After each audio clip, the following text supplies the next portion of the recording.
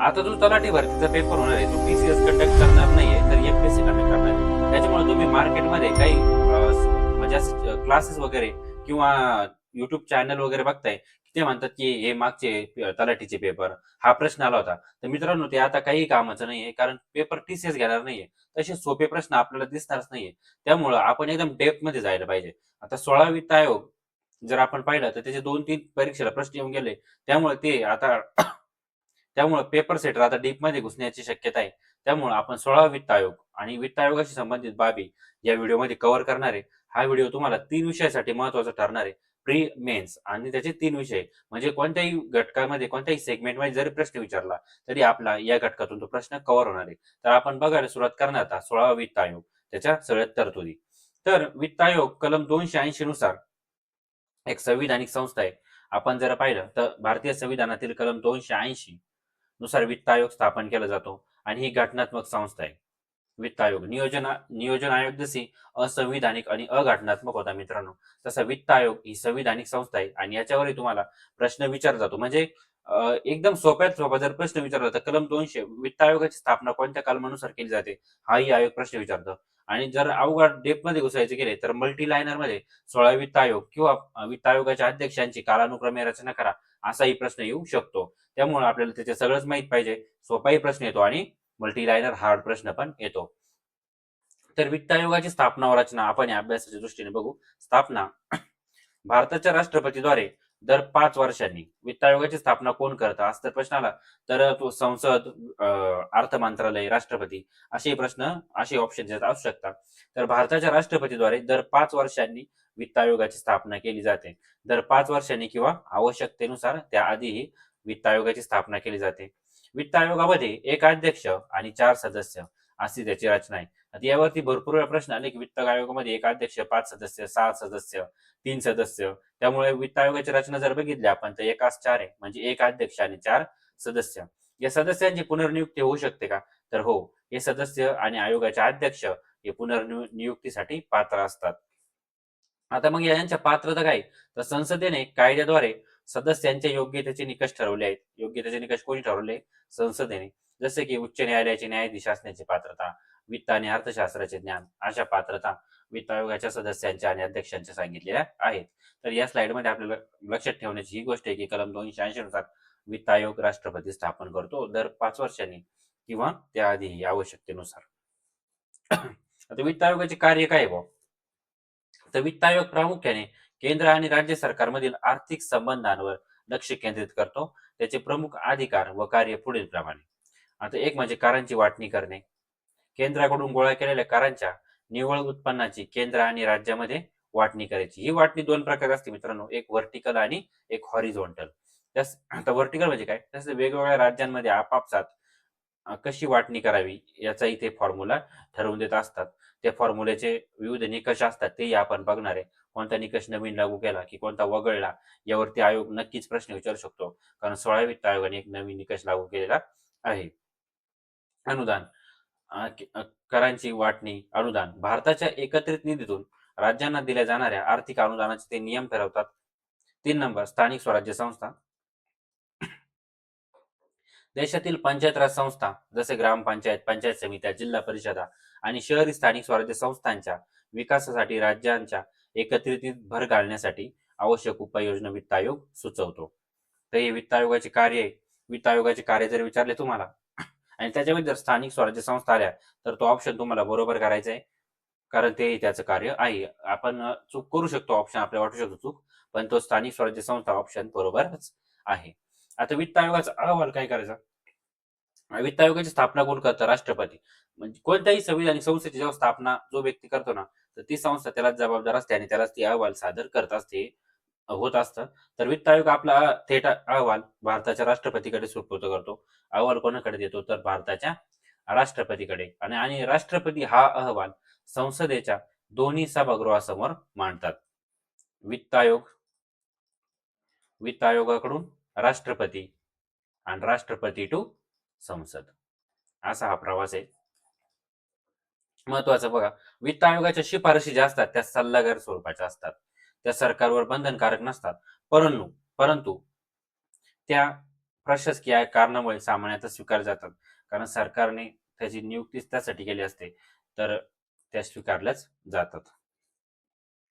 आता वित्त आयोग, 16वा वित्त आयोग, महत्त्वाच्या तारखा जर आपण बघितल्या. आता आपण जे बघितलं आतापर्यंत 3-4 स्लाईडमध्ये, तर ते वित्त आयोगाची पार्श्वभूमी, त्याची रचना आणि त्याचे वैशिष्ट्य बघितले. जे की तुम्हाला मल्टी लाईन क्वेश्चन जर आला, तर ते विचारले जाऊ शकतात. पण चालू घडामोडीमध्ये जर समजा चालू घडामोडीचा जरी त्यांना प्रश्न विचारायचा ठरला, तर ते शेवटचे 2 किंवा पहिले 2 ऑप्शन तुम्हाला हे विचारू शकतात. म्हणजे आपले पहिले की त्याची स्थापना, रचना आणि नंतर 16 वित्त आयोगाचा बद्दल माहिती येऊ शकते. त्यामुळे मल्टी लाईनरमध्ये जर क्वेश्चन आला तो असा विचारला जाऊ शकतो किंवा फक्त एक स्टेटमेंट सुद्धा ते चालू घडामोडीचं म्हणजे 16 वित्त आयोगाचे अध्यक्ष कोण, सचिव कोण असं टाकू शकतात. त्यामुळे त्याची पार्श्वभूमी आपल्याला माहित असणं गरजेचं आहे. मित्रांनो, तलाठी भरतीसाठी म्हणजे आता जे चालू आहे वार मार्केटमध्ये की तलाठी भरती, तलाठी भरती, तलाठी भरती. पण तलाठी भरती असं काही नाहीये. तो गट क मध्ये ॲड झालेला संवर्ग आहे आणि ती गट क चीच ॲड आहे. त्यामुळं असे एकदम सोपे प्रश्न आणि हा प्रश्न तलाठी भरतीला आलेला आहे तो तेव्हा आलेला असेल. त्याचा आता काहीही संबंध नाहीये. त्यामुळं तुम्ही आता आयोगाचेच क्वेश्चन पेपर रेफर करा आणि त्यानुसार तुमची तयारी करा. कारण तेच तुम्हाला याच्याकडे घेऊन जाणार आहे. तर तुम्ही ते जुने पेपर टीसीएसचे वन लाईनर जर पाहत बसले, तर त्याचा तुम्हाला काही फायदा होणार नाही. ॲट द एंड तुम्ही एंडिंग स्मोक होऊन जाणार मित्रांनो. तर महत्त्वाच्या तारखा व कालावधी जर आपण बघितला, तर राष्ट्रपतींना कधी सादर केला अहवाल, तर 17 नोव्हेंबर 2025 ला राष्ट्रपतींना अहवाल सादर केला. तर संसदेत सादर कधी झाला, तर 1 फेब्रुवारी जेव्हा भारताचा केंद्रीय अर्थसंकल्प मांडला गेला, तेव्हाच तेव्हाच आपल्या वित्त आयोगाच्या शिफारशी सादर केलेल्या आहे. यावरही प्रश्न विचारला जाऊ शकतो, कारण दोन्हीही त्याच दिवशी झालेले आहे. आणि यावर्षी पहिल्यांदा हा पॉइंट पण लक्षात ठेवा, की यावर्षी पहिल्यांदा रविवारीच अर्थसंकल्प सादर झालेला आहे. पहिल्यांदाच असं झालंय, की रविवारी अर्थसंकल्प सादर झाला आणि संसदेत या शिफारशी पण 1 फेब्रुवारी 2026 केंद्रीय अर्थसंकल्पासोबतच सादर करण्यात आलेला आहे. मग याचा कालावधी काय? याच्यावरही प्रश्न विचारला जाऊ शकतो. वित्त आयोगाचा कालावधी मित्रांनो 1 एप्रिल 2026 ते 31 मार्च 2031 पर्यंत आपल्याला दिसतो. वित्त आयोग हे 5 वर्षासाठी असतो. त्यामुळं 1 एप्रिल 2026 ते 31 मार्च 2031 पर्यंत 16व्या वित्त आयोगाचा कालावधी आहे. तर आता 16व्या वित्त आयोगाची रचना जर बघितली आपण, तर त्याचे अध्यक्ष अरविंद पनगारिया. याच्यावरती मेन्सला प्रश्न आलेला आहे. Combine mains 2025. अरविंद पनगारिया. त्याचे सचिव कोण आहेत? ऋत्विक रंजनम पांडे हे त्याचे सचिव दिसतात. ऋत्विक रंजनम पांडे. पूर्णवेळ सदस्य जर आपण बघितले, तर अजय झा, अॅनी मॅथ्यू आणि मनोज पांडा हे त्याचे पूर्णवेळ सदस्य आणि अर्धवेळ सदस्यामध्ये सौम्या कांती घोष आणि टी रविशंकर. ही वित्त आयोगाची रचना आहे. ही तुम्हाला व्यवस्थित लिहूनच घ्यायची आहे. म्हणजे जो कॅन्डिडेट आता नवीन तयारी लागलाय, जे ऍड पाहून फॉर्म भरलाय, त्यांनी आता हे करणं गरजेचं आहे. कारण आधी जेव्हा तलाठीच्या जागा ऍड झालेल्या नव्हत्या, तेव्हा फॉर्म आपण पाहिले तर 1.5 लाख 2 लाख, पण आता ते 7 आणि 8 लाखाच्या घरात गेले. आणि याचं काय होणार आहे तर म्हणजे यामुळं मार्केट भरपूर कॅप्चर झालंय. आता फक्त कोणती बॅच विकायची आणि काय हेच मार्केटमध्ये चालू आहे. त्यामुळे विद्यार्थ्यांनी म्हणजे परीक्षार्थींनी योग्य पाहूनच आपला निर्णय घ्यायला पाहिजे, की कोणतं सही आहे, काय. नुसतं कशाच्याही मागं पळण्यात काही तारतम्य नाही वाटत मला. 16 वित्त आयोगाची रचना आपण इथं बघितली. आता त्याच्या शिफारसी पाहू. तर 16 वित्त आयोगाने केंद्रीय कर महसुलात राज्यांचा वाटा किती दिला? तर 41% आणि याच्यावरती प्रश्न विचारला जाऊ शकतो. कारण हां, हा आय-एम-पीच पॉइंट आहे. किती? तर 41% आणि सांगायचं झालं तर 15 वित्त आयोग होता. त्यांनी हे 41%च सांगितलं होतं मित्रांनो. 15 वित्त आयोगाच्या तरतुदीमध्ये 41%च होतं. 16 वित्त आयोगाने 41%च सांगितलं. पण जो 14वा वित्त आयोग होता, 14व्या वित्त आयोगाने 42% सांगितलेली होती. आता 1% कमी झाली 15व्याने पण आणि 16व्यापणे पण 1% कमी झालेली. तर त्याचे निकष काय हो? तर राज्यांमध्ये कर वाटणीचे निकष आणि त्यांचे भार जर आपण पाहिले, तर उत्पन्न अंतरला सर्वात जास्त भार दिलेला आहे. उत्पन्न अंतर. उत्पन्न अंतराला सर्वात जास्त भार ही 16 वित्त आयोग आणि 15 वित्त आयोगाची यांची तुलना केली आहे. 16 वित्त आयोगामध्ये उत्पन्न अंतराला 42.5%. तुम्हाला हेच लक्षात ठेवायचे, कायम लक्षात ठेवा. उत्पन्न अंतर आणि लोकसंख्या म्हणजे या दोघे वित्त आयोगाचे जे निकष आहे, त्यांचे काय पर्सेंटेज आहे, त्यावरून तुम्हाला त्याची चढता क्रम किंवा उतरता क्रम लावायचा असतो. तर कायम एक लक्षात ठेवा, उत्पन्न अंतराला सगळ्यात जास्त रेट असतं आणि 2 नंबर लोकसंख्येला असतं. त्यानंतर ते व्हॅरी होतं. पण हे दोन्ही तुम्हाला 1 नंबरच घ्यायचे.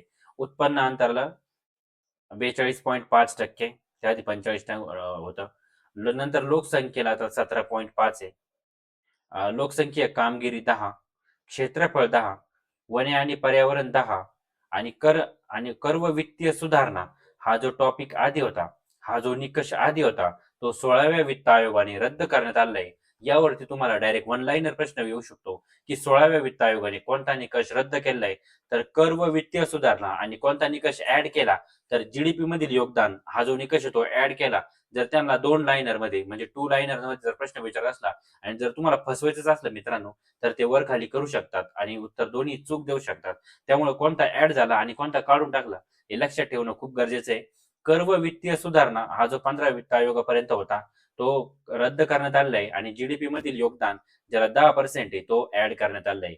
जीडीपी मधील योगदान आणि जीडीपी मधील योगदान हा जो घटक ऍड केला, त्यामुळं ज्या राज्यांना आधी जास्त निधी मिळत होता तो आता कमी झालेला आहे. जर तुम्ही पहिले 3 राज्य बघितले तर तो निधी कमी झालेला आहे. असा जरी तुम्हाला प्रश्न आला की आधीच्या निधीनुसार म्हणजे आधीच्या वित्त आयोगानुसार मिळणारा निधी पहिल्या 3 राज्यांचा कमी झालेला आहे. तर हो, तो कमी झालेला आहे आणि महाराष्ट्राचा निधी यामुळेच वाढलाय कारण महाराष्ट्र हे टॅक्स मिळवण्यामध्ये 1 नंबरचं राज्य आहे आणि जीडीपी मधील योगदान महाराष्ट्राचं जास्त आहे.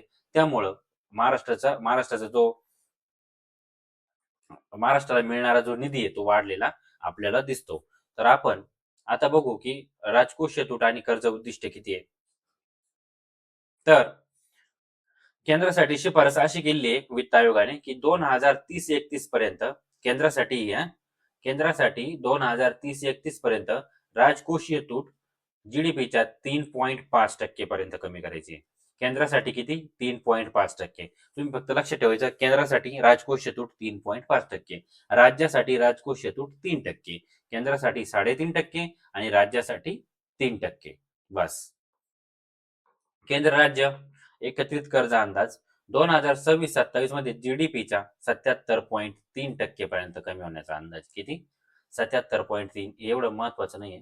तुम्हाला हे जास्त महत्वाचे 3.5 आणि 3 आणि त्यानंतर आपल्या महाराष्ट्राचा वाटा आणि 41% आणि ते जे 2 एक ऍड झाले, एक कमी झाला, ते तुमच्यासाठी जास्त महत्वाचे आहे. आणि रचना एक 2030-31 पर्यंत जीडीपीच्या 73.1% कमी होण्याचा अंदाज आहे. हे तुम्ही लक्षात ठेवा. केंद्रासाठी शिफारस राजकोषीय तुटीच्या 3.5% आणि राज्यांसाठी राजकोषीय तुटीच्या 3%. आता पुढे बघू आपण राज्यांचा राज्यांचा कसा वाटा आहे. तर सर्वाधिक वाटा मिळणारे जे राज्य आहे मित्रांनो, त्यामध्ये उत्तर प्रदेश 1 नंबर आहे. उत्तर प्रदेशचा वाटा किती? 17.62. आता जे पेपर आपण बघतोय त्यामध्ये करंटसाठी खूप डिफिकल्ट विचारले जाते. त्यामुळे हाही आकडा लक्षात राहू द्या की उत्तर प्रदेशला 17.62%. कारण प्रश्न जर फिरला आणि आपण जर हे केलेलं असलं तर 1 पॉईंट हा खूप महत्वाचा असतो. कारण तुम्ही जर तिथे तुक्का मारला तर 1.25 तुमचा निगेटिव्हच जाईल. पण जर हे लेक्चर किंवा तुम्ही कुठूनही वित्त आयोग वाचला तर तुम्हाला उत्तर प्रदेशसाठी असणारे 17.62. आता आहे ना, डिटेल स्टडी केल्याशिवाय पर्याय नाही मित्रांनो. वरवर स्टडी, उथळ स्टडी तुम्हाला कट ऑफ पर्यंत नेऊ शकत नाही. त्यामुळं जर स्पर्धेत टिकून राहायचं असलं तर वाढणाऱ्या कट ऑफ सोबत आपल्याला त्याला जुळवून घ्यायचंय आणि आपल्याला डीपमध्येच अभ्यास करणं गरजेचं आहे. तर उत्तर प्रदेश 17.62%, बिहार 2 नंबर 9.95% आणि एमपी मध्य प्रदेश 7.35%. तर सर्वात कमी वाटा कोणाला मिळाला असा जरी प्रश्न आला तर तो सिक्कीम आहे. सर्वात कमी वाटा सिक्कीमला किती टक्के वाटा? तर 0.335%, 0.335%. सिक्कीम. आता महाराष्ट्राचा जर वाटा पाहिला तुम्ही तर तो वाढत गेलेला दिसतो आपल्याला. 14व्या वित्त आयोगाने 5.52%, ओके. 15व्यानी 6.32% आणि 16व्यानी 6.44%. तर 16व्या वित्त आयोगाने महाराष्ट्राचा किती टक्के वाटा आहे? तर 6.44%. हे तुम्हाला लक्षात ठेवायचं आहे. ही स्लाइड मध्ये तुम्हाला 6.44% लक्षात ठेवायचं आहे. तर मित्रांनो, आपण वित्त आयोगाची सर्व पार्श्वभूमी, त्या संबंधित राज्यघटनेतील कलमे, वित्त आयोगाची रचना आणि त्याचे निकष, तसेच राज्यांचा वाटा हे सर्व या व्हिडिओमध्ये आपण डिस्कस केलंय. हा व्हिडिओ तुम्हाला कसा वाटला हे तुम्ही मला नक्की कमेंट बॉक्समध्ये सांगा. व्हिडिओला लाईक करा. आपलं चॅनल जर तुम्ही सबस्क्राईब केलेलं नसलं तर सबस्क्राईब करा. आपलं टेलिग्राम चॅनल पण आहे, त्यालाही तुम्ही सबस्क्राईब करून ठेवा, कारण त्याच्यावर आपण विविध माहिती टाकत असतो.